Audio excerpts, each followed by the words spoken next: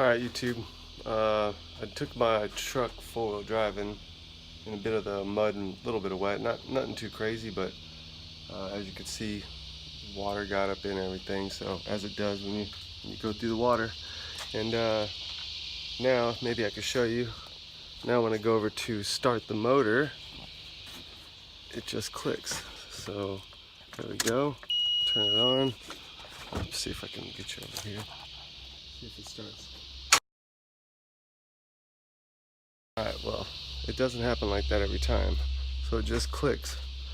So first things first, we're going to disconnect that battery cable. And then we're going to come down around here.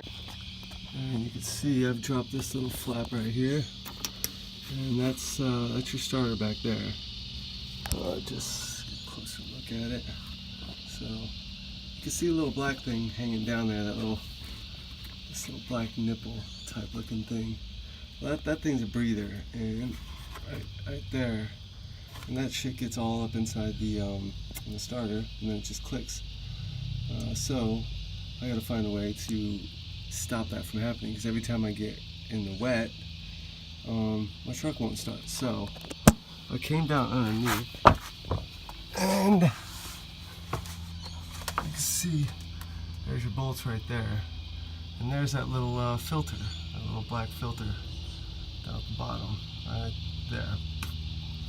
So somehow, I read online, a lot of people will just pinch that off so it doesn't get mud and stuff in there, but that seems to be a bad idea if they did that when they engineered it, although they clearly didn't engineer this truck to go in the wet.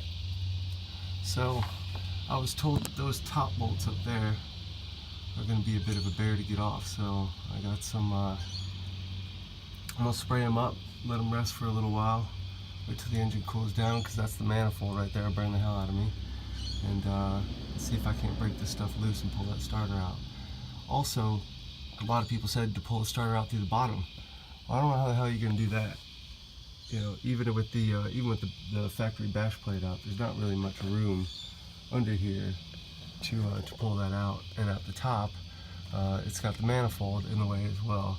I think I might be able to get it out to the top, but I read if you remove the front wheel, you can pull it out right through here, which is another video, which is the only other video online I could see. So I'm going to attempt to do that and see if I can't clean those brushes on the inside of my starter without having to buy a new one and get it back in there without having to spend all day. So I'll update my phone. So it did come out the side by the tire, which was pretty amazing.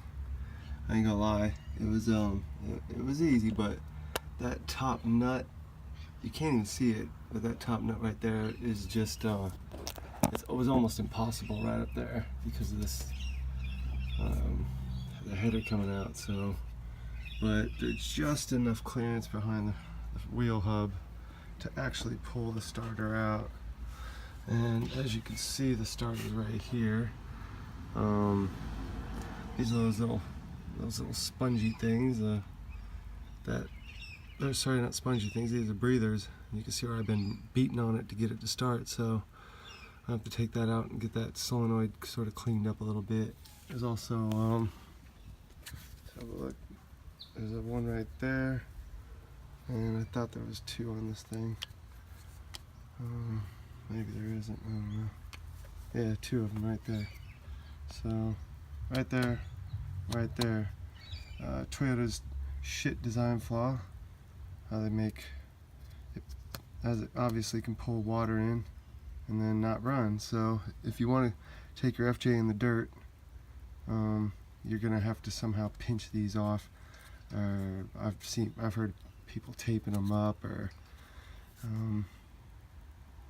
I don't know what I'm gonna do. Obviously, they don't make a better option for it. So just gonna take this thing out and try to clean it up a little bit and get it back in there before it gets dark. And yeah, probably took me. I ain't gonna lie, man. Probably took me an hour, and most of it really, busted my finger. Most of it really was just trying to get that damn top nut off, because there's no leverage. You can hardly move in there. So, well, I'll give you an update when I get it back on.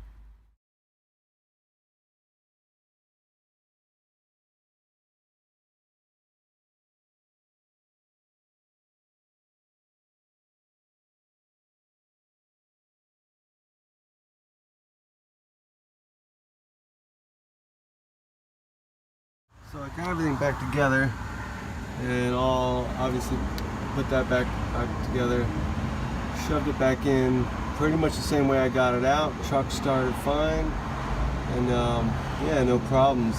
I ended up siliconing off the end of the breathers because I couldn't find a better solution. So if anyone's got any ideas on a better way to do it, post in the comments below. Hope this helps somebody remove their starter if they have to. This is a 2011 automatic transmission in Australia, by the way.